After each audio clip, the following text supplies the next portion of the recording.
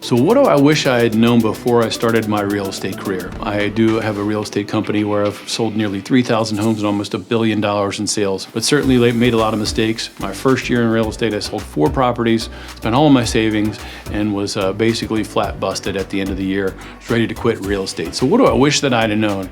I wish that I understood that real estate is more of a sales industry. I had been in the service industry, so I felt very comfortable talking to people, but I didn't understand the mechanics of the sale. I just thought you went out and talked to people and then deals happened. But you need to understand the contract, you need to have a mentor, you need to understand how that process works, and you need to have knowledge of the industry.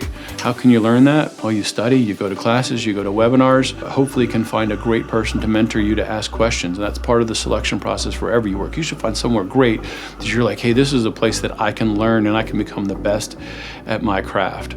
I also wish I understood the nature of defining your work time. I had never been an independent contractor before, and I was frankly afraid of being an independent contractor, which is why I waited so long to start in real estate. Obviously, it's a big regret knowing that we were able to have success. But what can happen very quickly as an independent contractor is your life becomes nothing but work, because you feel like, oh, I have to get the next deal. I can't take off. I have to be available when the customers call.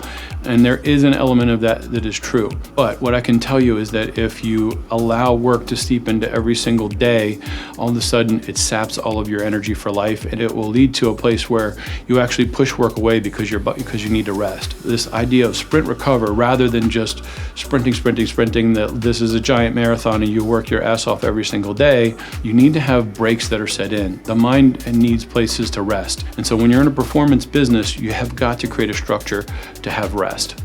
I also wish I understood the power of community. And in some industries, it can be very, very competitive.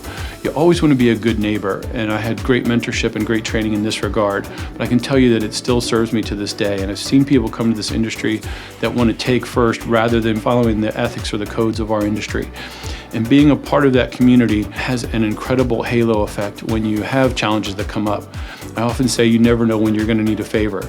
So when you're on the opposite side of a transaction where somebody has made a mistake or maybe they're in a bad position, rather than absolutely turning the screws, making them look bad, not to say that we don't want to represent our clients well, but rather than doing that, handling it tactfully and with grace and being like, hey, you know what? I've made that mistake before too. Look, we're both working in good faith here. Here's what we're willing to do.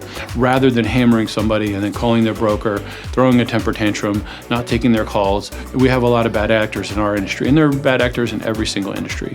So being a good neighbor and always taking a step back when something goes wrong and when somebody's on the other side, to give someone an opportunity to get that corrected, I can tell you will pay you back in spades. So those are the things I wish that I'd have known, and I hope that you can learn from some of my mistakes.